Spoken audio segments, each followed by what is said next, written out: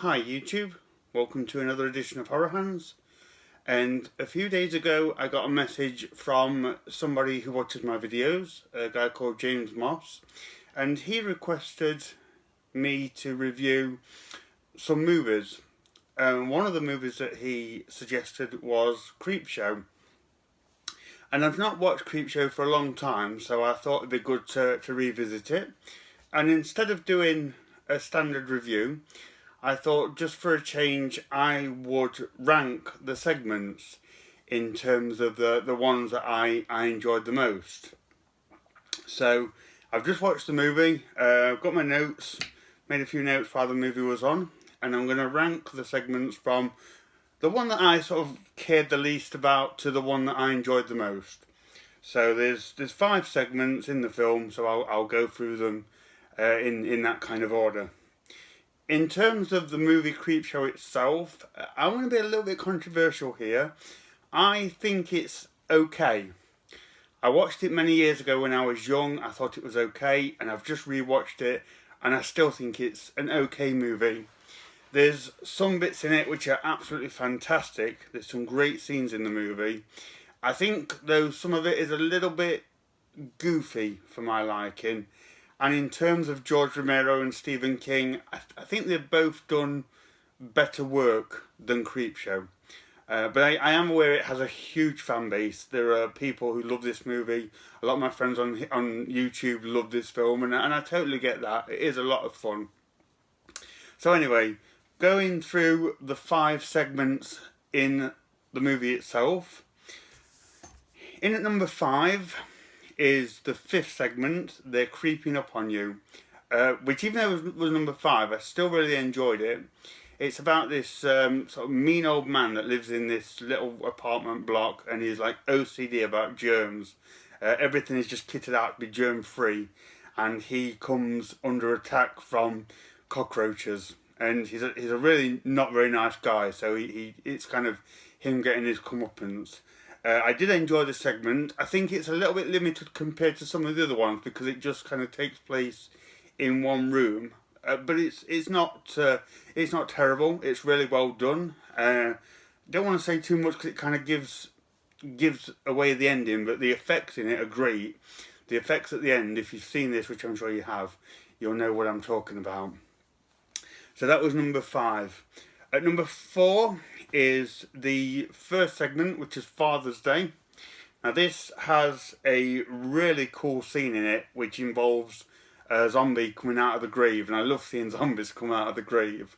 The segment itself for me is a little slow. The characters aren't all that likeable, but it is definitely worth watching for that scene where this guy comes back from the grave on Father's Day, wanting his Father's Day cake.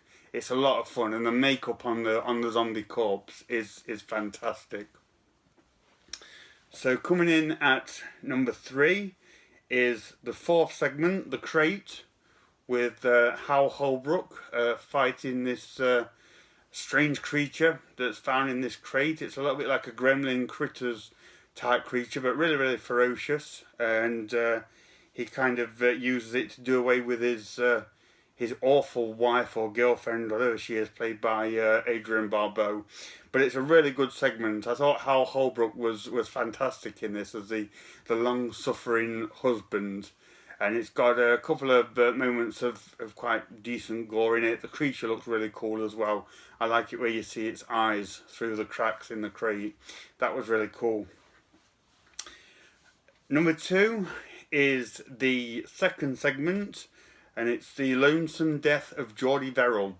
So this is Stephen King. Fantastic performance by Stephen King. He plays this like goofy hillbilly type guy that finds this meteor, lands in the field outside of his farm, and he wants to take it and sell it to pay off his bank loan. But from touching the meteor, he starts to develop like moss and vegetation on his skin, and it slowly starts to grow and take over his body. And the title is not the title. It's quite a sad segment actually. It's one of the few where I feel the characters in the segments don't really deserve a comeuppance, because he's not particularly greedy, or he's not a horrible person. He just wants to pay off a $200 bank loan. So it is quite a sad and tragic segment, but still entertaining. Stephen King makes it a lot of fun, and I really like the effects of the tree, the plantation stuff taking over his body. That's really cool and quite unique as well. I can't think of too many killer vegetation type films, so that one was a lot of fun. So that leaves number one, which is the third segment, I believe, and that is Something to Tide You Over. The one where Leslie Nielsen, who's a really horrible psychotic character, buries Ted Danson and his girlfriend up to their necks in sand, and they drowned, but then come back from the dead as these like sea zombies and take their revenge on Leslie Nielsen. It's the most memorable segment for me. It's the one that I was most looking forward to watching again upon revisiting this film, and it's a really good segment. Leslie Nielsen is fantastic as this sort of psychotic villainous guy. I really enjoyed seeing him in the role. He's a big drawing point of that one for me.